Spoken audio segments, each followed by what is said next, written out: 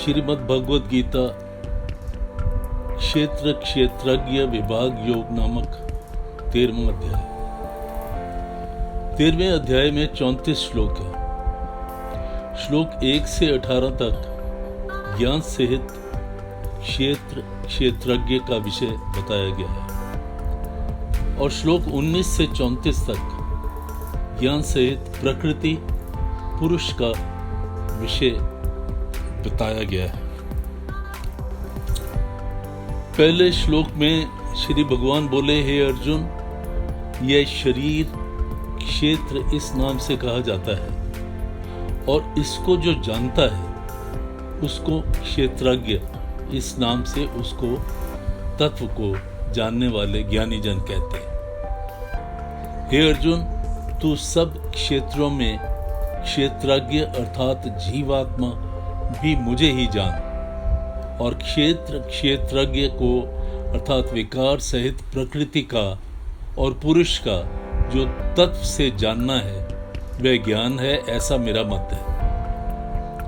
वह क्षेत्र जो और जैसा है तथा जिन विकारों वाला है और जिस कारण से हुआ है तथा वह क्षेत्रज्ञ भी जो और जिस प्रभाव वाला है वह सब संक्षेप में मुझसे सुन। यह क्षेत्र और क्षेत्रज्ञ का तत्व ऋषियों द्वारा बहुत प्रकार से कहा गया है और विविध वेद मंत्रों द्वारा भी विभाग पूर्वक कहा गया है तथा भली भांति निश्चय किए हुए युक्ति युक्त ब्रह्म सूत्र के पदों द्वारा भी कहा गया है।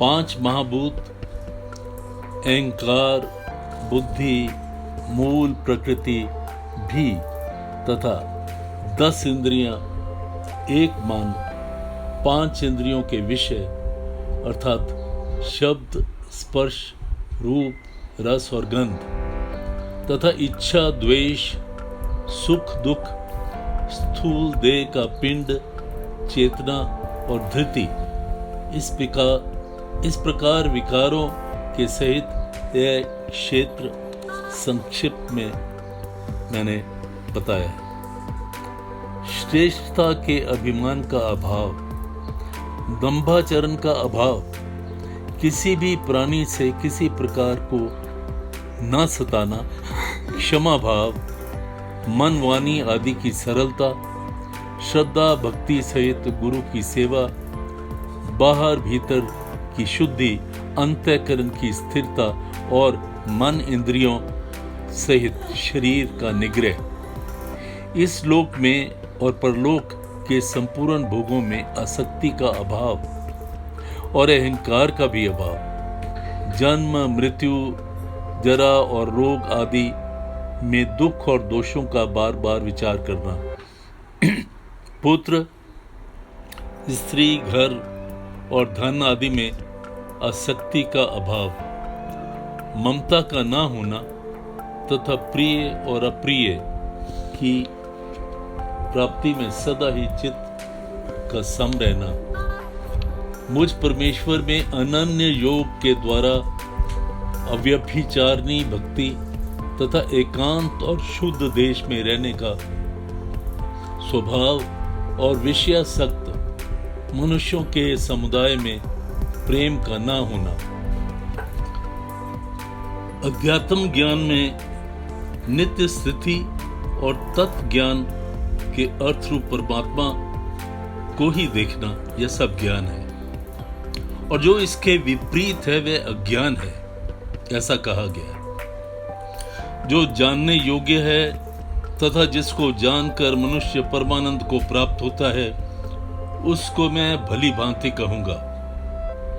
वह अनादि वाला परब्रह्म न सत्य कहा जाता है और न असत ही। वह सब और हाथ पैर वाला, सब और नेत्र, सिर और मुख वाला तथा सब और कान वाला, क्योंकि वह संसार में सबको व्याप्त करके स्थित है।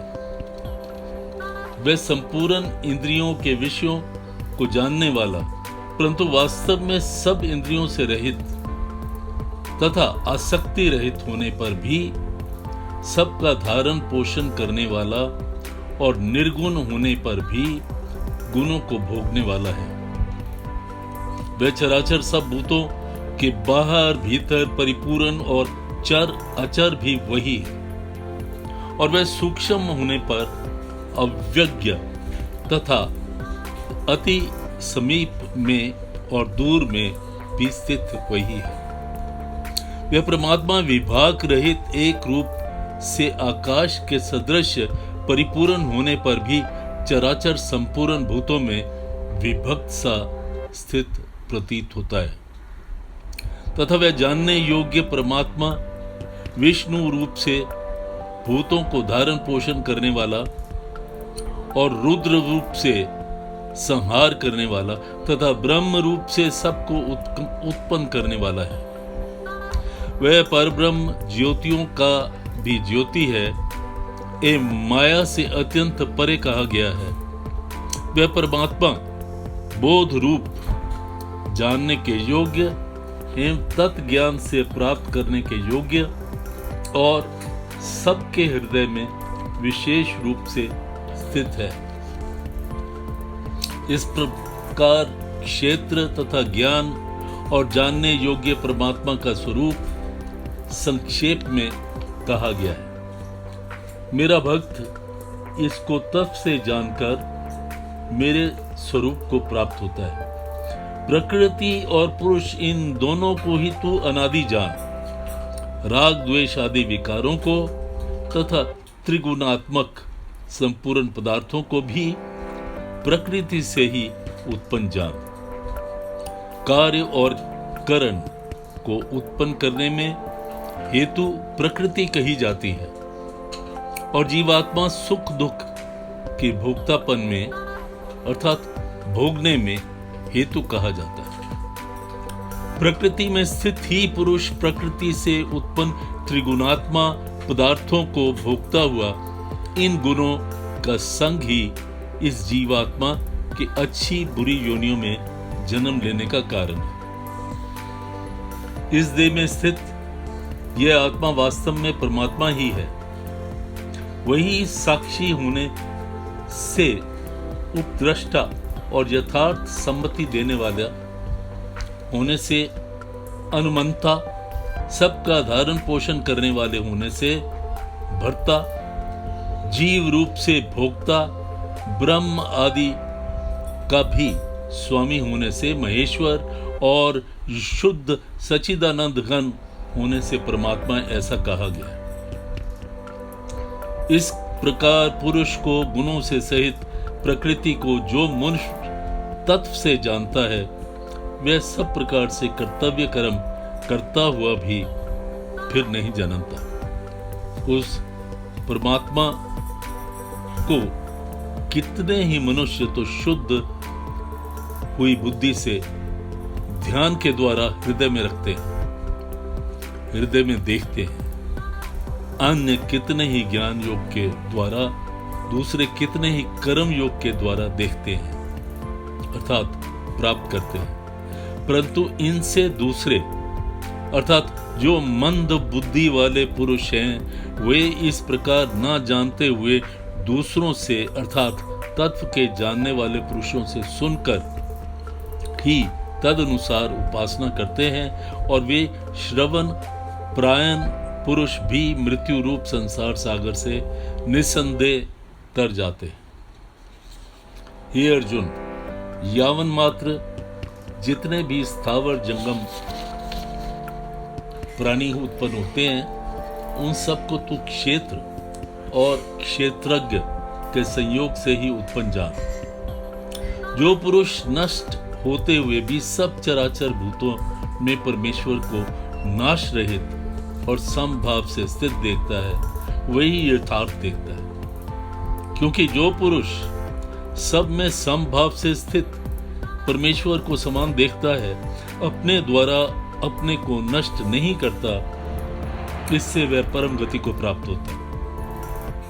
और जो पुरुष संपूर्ण कर्मों को सब प्रकार से प्रकृति के द्वारा ही किए जाते हैं ऐसा देखता है और आत्मा को अकर्ता देखता है, वही यथार्थ देखता है। जिस क्षण यह पुरुष भूतों से पृथक पृथक भाव को एक परमात्मा में ही स्थित तथा उस परमात्मा से ही संपूर्ण भूतों का विस्तार देखता है, उसी क्षण वह सच्चिदानंद घन ब्रह्म को प्राप्त होता है। हे अर्जुन, अनादि होने से, निर्गुण होने से यह अविनाशी परमात्मा शरीर में स्थित होने पर भी वास्तव में न तो कुछ करता है और न ही लिप्त है।